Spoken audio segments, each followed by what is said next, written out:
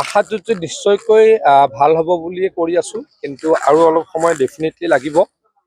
কাৰণ এতিয়ালৈকে চাগে অসমত দ্বিতীয় ৰাউণ্ড বা তৃতীয় ৰাউণ্ড শেষ হৈছে, কিন্তু এটা কথা অনিস্বীকাৰ্য, দ্বিতীয় তৃতীয় ৰাউণ্ডত আমাৰ গোটেই অসমতেই হিমন্ত বিশ্ব শৰ্মা ডাঙৰীয়াৰ নেতৃত্বত বিজেপি বা NDA খুব ভাল ফলাফল এতিয়ালৈকে দেখুৱাইছে।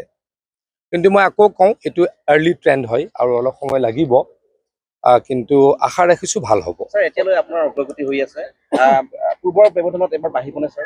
মোৰ মতেতো বাঢ়িব লাগে, মোৰ মতে বাঢ়িব লাগে। লোকসভা নিৰ্বাচনত ৭৭,০০০ ভোটৰ ব্যৱধানত আমি জয়লাভ কৰিছিলোঁ। তাৰ আশে পাশে নিশ্চয়কৈ থাকিব বুলি আশা ৰাখিছোঁ। বেয়া হয়তো নহ'ব। আৰু অলপ সময় লাগিব। এতিয়ালৈকেতো ৭৫টামান সমষ্টিত মই শুনা মতে অগ্ৰগতি লৈছে, কিন্তু আকৌ কৈছোঁ আৰ্লি ট্ৰেণ্ড হয়। বেছিকৈ বঢ়াই কৈ লাভ নাই, অহংকাৰ কৰাৰ কোনো থল নাই। গতিকে আৰু অলপ সময় চাওঁ, আৰু অলপ সময়ৰ পাছত আমি সকলোৱে নিশ্চয়কৈ গম পাম। 12টামান, 12:30মানৰ পাছত নিশ্চয়কৈ এটা আমি ৰিজাল্ট দেখা পাম। Thank U.